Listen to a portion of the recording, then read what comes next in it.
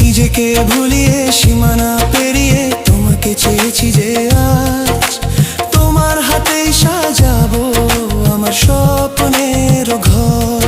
আমি তোমার প্রেমে পড়ে দুনিয়া ভুলে গেছি।